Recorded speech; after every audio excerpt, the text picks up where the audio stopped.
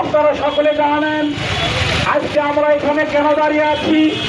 বর্তমানে ফিলিস্তিনের মুসলিম দিনী ভাইদের উপরে যে নির্যাতন চালানো হচ্ছে, বর্তমান মুসলিম বিশ্বের দিকে আপনারা বিভিন্ন গণমাধ্যমে দেখেছেন ইসরায়েল নামে এক ইহুদি রাষ্ট্র, ইসরায়েল নামে যে রাষ্ট্রটি, এটা 1947 সালের পূর্বে ইসরায়েল নামে কোন রাষ্ট্র ছিল না।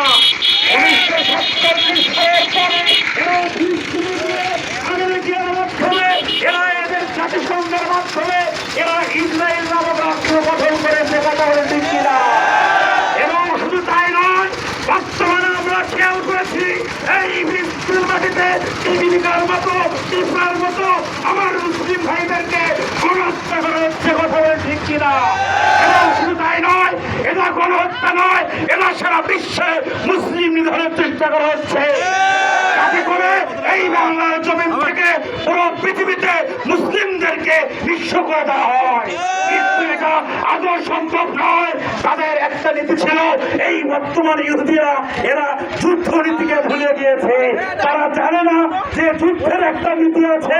এই নীতি, যুদ্ধের নীতি হচ্ছে নারী এবং শিশুদেরকে মারা যাবে না। কিন্তু এরা, আপনারা দেখেছেন ফিলিস্তিনের মাটিতে মা বোনদেরকে এবং শিশুদেরকে কিভাবে এরা পাখির বাচ্চার মতো গুলি করে মারে, কথা বলে ঠিক না?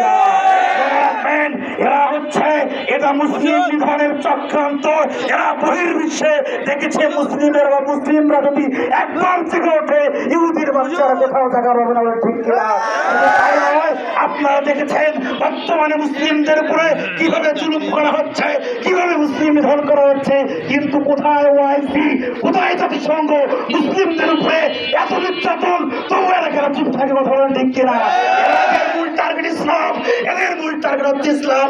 একবার যদি মুসলিমরা থেকে ওঠে, মুসলিমরা হচ্ছে সালাউদ্দিন আইয়ুবীর সন্তান, এরা একবার থেকে ওঠে ইমাম চাঙ্গা হলে এরা কথাবার টিকতে পারলে বলে ঠিক কিনা? আছে এই গণহত্যা নেতানিয়াহু থেকে শুরু করে এদের প্রতি আমরা তীব্র নিন্দা জানাচ্ছি, কথা বলেন ঠিক কিনা? মুসলিমকে এভাবে আল্লাহ আসসালামু আলাইকুম।